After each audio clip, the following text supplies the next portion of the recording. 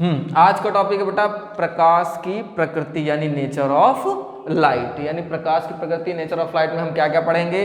प्रकाश क्या है सबसे पहला टॉपिक, उसके बाद प्रकाश गमन कैसे करता है, प्रकाश द्वारा कौन कौन सी घटनाएं संभव हैं, ठीक है, और इन घटनाओं को समझने के लिए किन वैज्ञानिकों ने कौन कौन से सिद्धांत दिए, ठीक है। तो सबसे पहले हमने पढ़ा प्रकाश क्या है। तो प्रकाश क्या है तो हमने सुन रखा है प्रकाश एक प्रकार की क्या है बेटा, ऊर्जा है, यानी ऊर्जा का रूप है। ठीक, कैसे तो वैज्ञानिकों ने प्रमाणित किया कि अगर हम किसी को ऊर्जा देते हैं निरंतर, वो चीज क्या हो जाती है, गर्म होने लगती है। ठीक, चाहे वो विद्युत धारा प्रवाहित करें किसी तार पर ज्यादा देर तक तो तार गर्म होगा, या अपने हाथों को तेजी से रगड़ो तो जितनी तेजी रगड़ोगे आप उतनी तेज वो क्या होगी, चीज गर्म होने लगेगी। मतलब ऊर्जा मिलने पर चीजें गर्म करनी यानी हीट करती हैं। तो वैज्ञानिकों ने क्या किया, छोटा सा एक्सपेरिमेंट किया, एक थर्मामीटर लिया और इस थर्मामीटर को जैसे उन्होंने कहाँ रखा बेटा, धूप में। तो जैसे ही प्रकाश पड़ा तो थोड़ी देर बाद थर्मामीटर का पारा ऊपर चढ़ने लगा।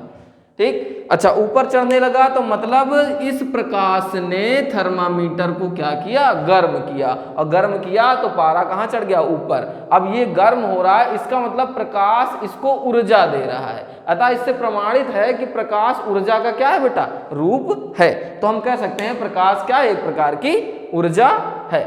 अच्छा, उसके बाद क्या है हमारा कि प्रकाश गमन कैसे करता है, मतलब प्रकाश चलता कैसे है। तो देखो कई रूप हैं इसके भी। प्रकाश सरल रेखा में चलता है, मतलब स्ट्रेट लाइन, बिल्कुल सीधे चलता है प्रकाश। प्रकाश कहीं मुड़ उड़ के नहीं चलता कि इधर से मुड़ा उधर चला गया। ठीक, मतलब पहली भाषा में प्रकाश जो है वो सीधे चलता है। सीधे का मतलब अगर सामने कोई आएगा तो उससे टकरा जाएगा। ठीक है, और अगर प्रकाश सामने से किसी की टकरा गया तो उसके पीछे क्या बना देता बेटा, परछाई बना देता। इससे पता चलता है कि प्रकाश कैसे चलता है बेटा, सीधे चलता है। अगर सीधे ना चलता तो मुड़ जाता, चला जाता, जिससे परछाई ना बनती। और परछाई ना बनती तो इससे प्रमाणित हो जाता है प्रकाश मुड़ के चलता है, लेकिन परछाई बनाता है, इसलिए पता चलता है प्रकाश कैसे चलता है बेटा, सीधे चलता है। एक छोटा सा और एग्जांपल है कि यदि हम क्या करें, 3 स्लेट ले लें, आपस में एक दूसरे के सामने रख दें और एक छेद यहाँ करे, एक यहाँ करे, एक यहाँ करे, और यहाँ हमने मोमबत्ती रख के जला दी। अगर हमने मोमबत्ती जलाई, अगर हम यहाँ खड़े हैं तो इस छेद से प्रकाश निकलेगा, नहीं निकलेगा। लेकिन अगर इन्हीं छेद को हम बीच में कर दें, इन सब के सेंटर में बराबर से, तो यहाँ से रोशनी यहाँ पे आपको क्या होगी, दिखाई देगी। इसका मतलब प्रकाश कैसे चलता है बेटा, सरल रेखा यानी सीधे चलता है। दूसरा क्या है कि प्रकाश को चलने के लिए माध्यम की आवश्यकता नहीं होती, मतलब प्रकाश को एक जगह से दूसरी जगह जाने के लिए माध्यम की आवश्यकता नहीं होती। प्रकाश जो है वो अंतरिक्ष में भी एक जगह से दूसरी जगह जाता है, गमन करता है, जबकि वहां कोई माध्यम नहीं, ये आप भी जानते हैं। अच्छा, निर्वात में प्रकाश की चाल या वेग कितना होता है, 3 × 10⁸ मीटर प्रति सेकेंड। ये जूनियर क्लास में पढ़ा आपने कि 3 × 10⁸ मीटर प्रति सेकेंड के वेग से प्रकाश निर्वात में चलता है। ठीक है, इतनी स्पीड से ये पर सेकेंड चलता है। चौथा जो पॉइंट है, प्रकाश कणों के रूप में चलता है। ये जो 2 घटनाएं बेटा ये वैज्ञानिकों के द्वारा दी गई थी। कणों के रूप में चलता है, न्यूटन ने बताया था, और तरंगों के रूप में चलता है, हाइगेंस ने बताया था। ठीक, पहले न्यूटन ने बताया, फिर किसने बताया, हाइगेंस ने बताया कि कणों के रूप में भी चलता है और तरंगों के रूप में। अच्छा, उसके बाद जो अगला हमारा टॉपिक पॉइंट है वो क्या है, प्रकाश द्वारा घटनाएं, मतलब प्रकाश द्वारा कौन कौन सी घटनाएं संभव हैं। तो हमने ये 2 टॉपिक पढ़ रखे हैं छोटी क्लासों में। क्या पढ़ा है, प्रकाश द्वारा क्या होता है, परावर्तन, और प्रकाश द्वारा क्या होता है, अपवर्तन। तो ये तो हमने थोड़ा थोड़ा पढ़ भी रखा है। आगे जो हम इंटर में पढ़ेंगे अपने चैप्टरों में, प्रकाश का व्यतिकरण क्या है, यानी प्रकाश द्वारा व्यतिकरण की भी घटना होती है, प्रकाश द्वारा विवर्तन की घटना होती है, ध्रुवण की भी होती है, और प्रकाश वैद्युत प्रभाव भी दिखाता है। ठीक, ये है घटनाएं हमारी। ठीक, परावर्तन पढ़ा है आपने कि जब कोई प्रकाश क्या होता है बेटा, किसी अपारदर्शी तल से टकराकर वापस चला जाए, यह घटना परावर्तन की। जब प्रकाश किसी पारदर्शी माध्यम से गुजरेगा तो आर पार चला जाएगा। ठीक, तो जब उस पार निकलेगा दूसरे माध्यम में तो अपने मार्ग से विचलित हो जाएगा, जिस घटना क्या कहेंगे, अपवर्तन कहते हैं हम।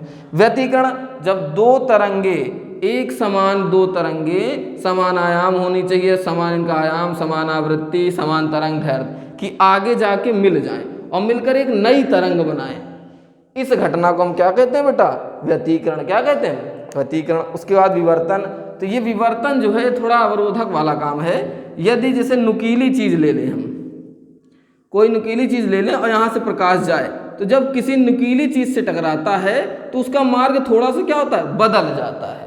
तो प्रकाश का किसी नुकीले द्वारक से टकराकर मुड़ जाना या किनारों से टकराकर मुड़ जाने की घटना जो होती है उसे हम क्या कहते हैं, विवर्तन कहते हैं। ध्रुवण, ध्रुवण का मतलब होता है प्रकाश जो है, देखो ध्रुवण भी दो प्रकार के पढ़ेंगे हम आगे चल के, कि प्रकाश, ध्रुवण का मतलब होता है चकाचौंध होना। किसी लाइट के सामने आप आ जाओ, आंखें आपकी चौंधी आ जाएंगी, इसका मतलब आपके सामने कौन सी घटना हो रही है, ध्रुवण की, पोलराइजेशन।